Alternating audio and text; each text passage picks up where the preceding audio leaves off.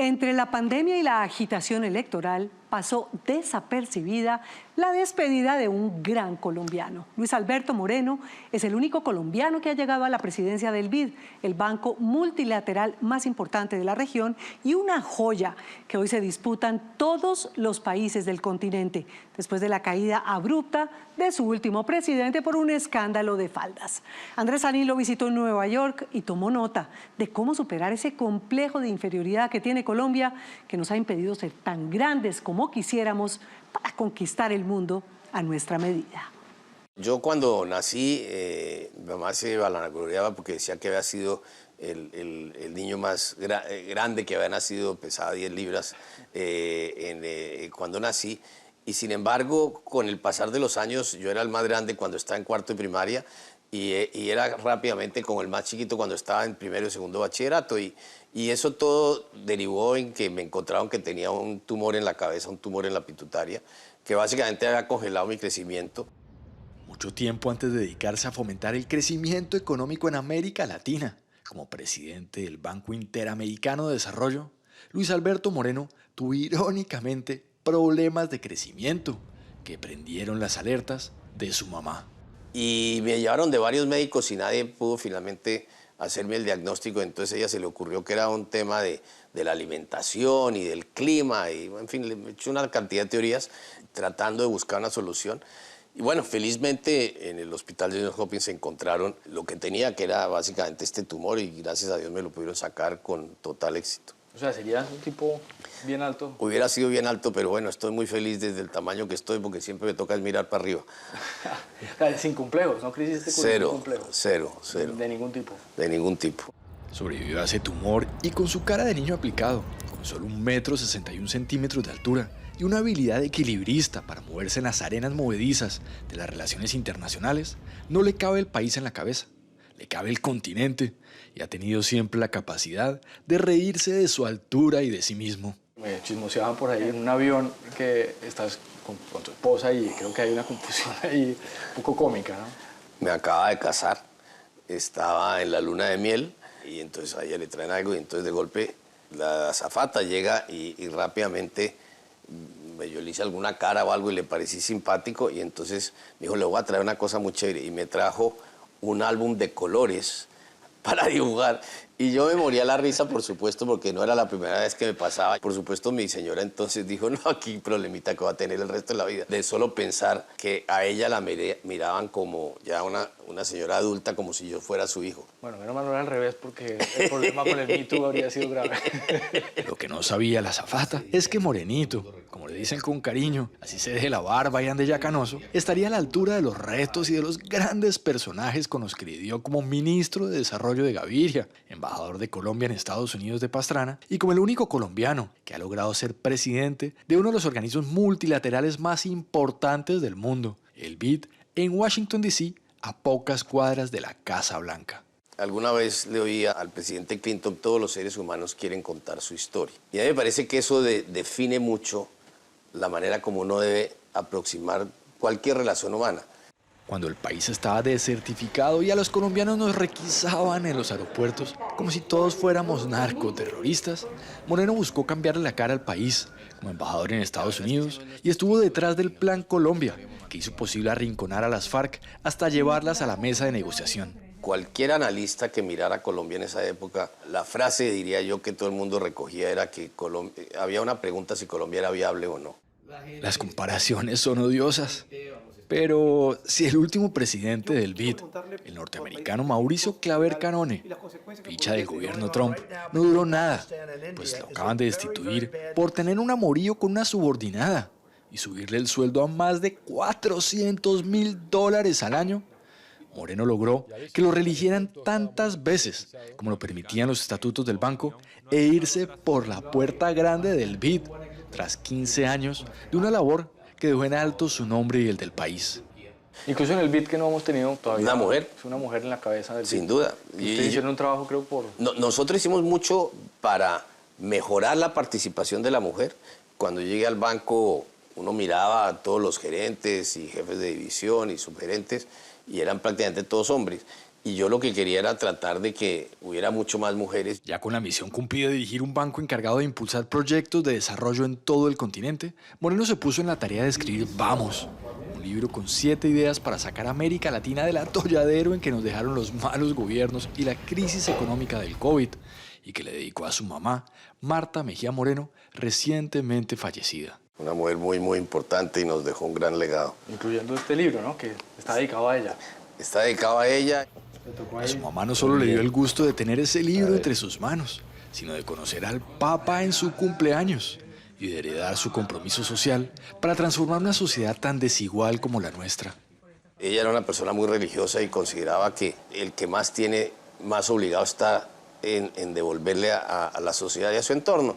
Y entonces tenía esto de este barrio Santa Rosa, que obviamente hoy en día ya no es ese barrio, digamos, medio de invasión que existía, y básicamente trabajamos con ella en 2 aspectos que ella estuvo. En uno, crear una pequeña clínica, pero sobre todo un colegio, y un colegio que fuera de cierta calidad, porque allí estaban los muchachos que trabajaban en el club, niños, niñas, etc.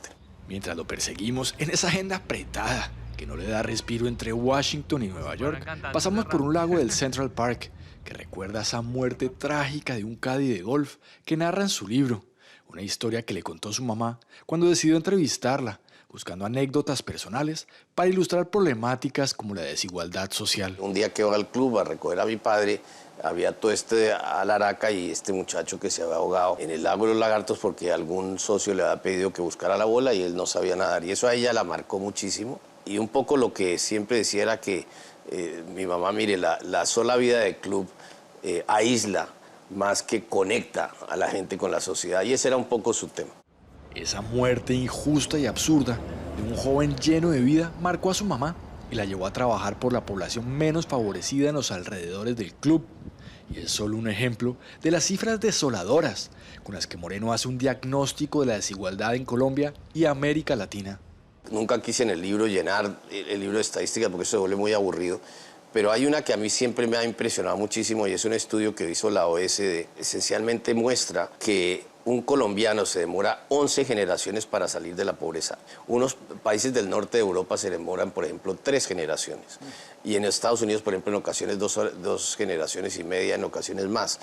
Hijo de Bernardo Moreno, un reconocido médico que dirigió el ICBF en el gobierno de Misael Pastrana, Moreno creció entre el privilegio de los que podemos darnos el lujo de viajar fuera del país con visa y en avión. Pero gracias al ejemplo de su mamá, empezó desde muy joven a camellar en oficios que le permitieron tener los pies sobre la tierra. Mi mamá todos nos puso a que trabajáramos y que nos ganáramos. Ella pagaba la universidad, pero no más. Y entonces fue así como, digamos, yo me pagaba el carro y tal. Y parqueaba carros en una discoteca, que quería hacer siempre a la gente, hacerla sentir bien. Y por supuesto que me dieran una buena propina. Claro. Entonces, si era el viejito que llegaba con la señora, le decía, no, qué señora tan adorada, no sé qué, tal.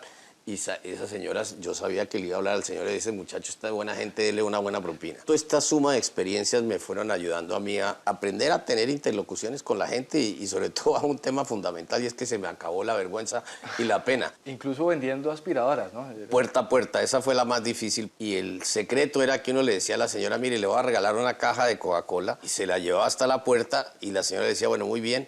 Y después uno entraba a hacerle una demostración y todo, y tratar de dar la vuelta desde que le regalé la canasta de gaseosas, ahora cómpreme la aspiradora.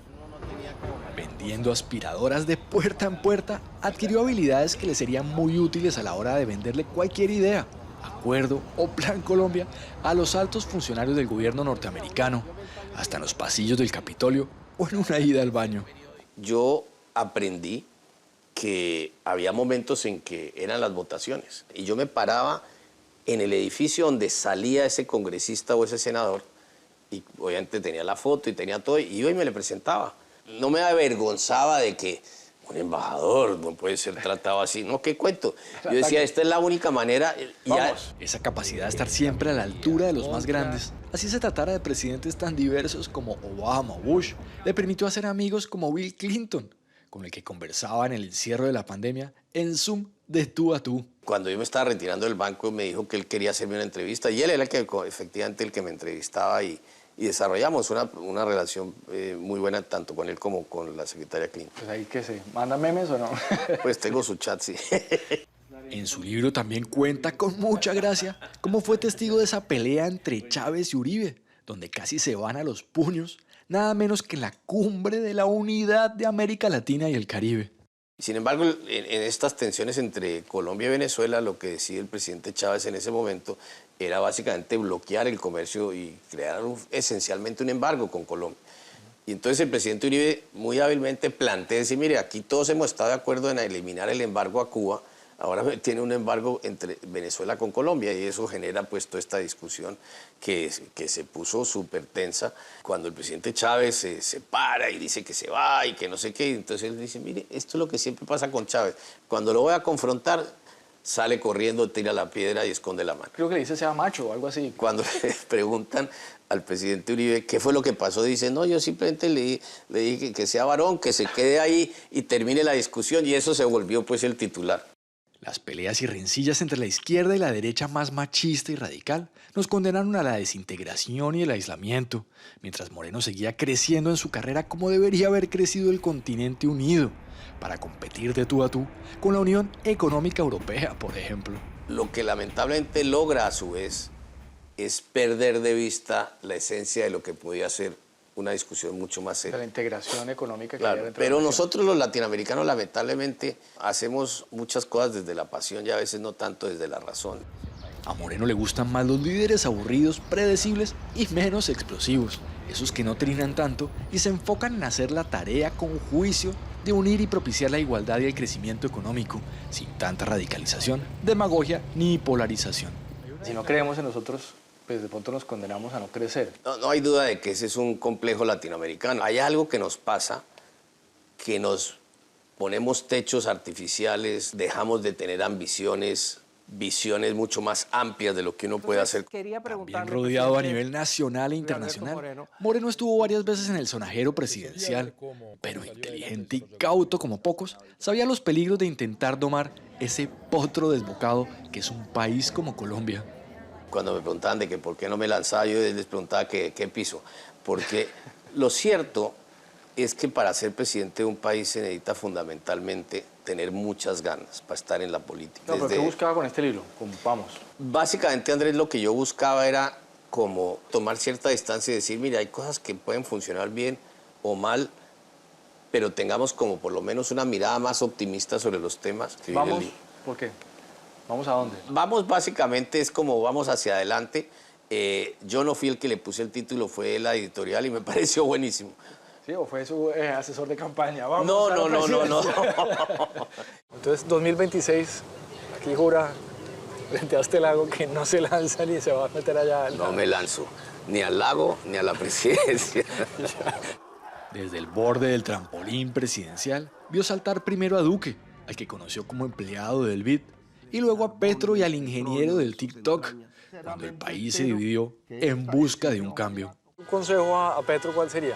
Es muy importante mirar el momento en que llegó. Los grandes avances en las sociedades se logran pasito a pasito. Con 3 matrimonios encima, el último con María Gabriela Cigala, una venezolana que lo metió en el cuento de apoyar la inclusión a las personas con discapacidades, o mejor, con capacidades especiales, ahora vive entre Washington y Nueva York, desde donde trabaja en una banca de inversión y en varias juntas, con la idea clara de que solo produciendo riqueza y fomentando el emprendimiento, el país puede salir de pobre, superar el complejo de inferioridad y dejar de ser chiquito.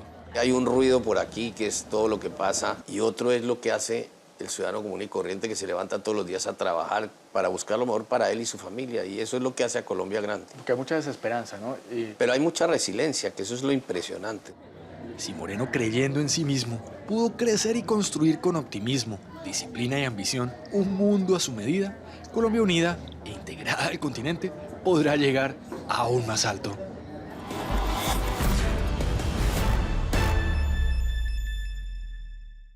La puja por la presidencia del BID está que arde. Moreno será por mucho tiempo el único colombiano en ocupar esa silla porque le toca el turno a otro país y Brasil está de primero.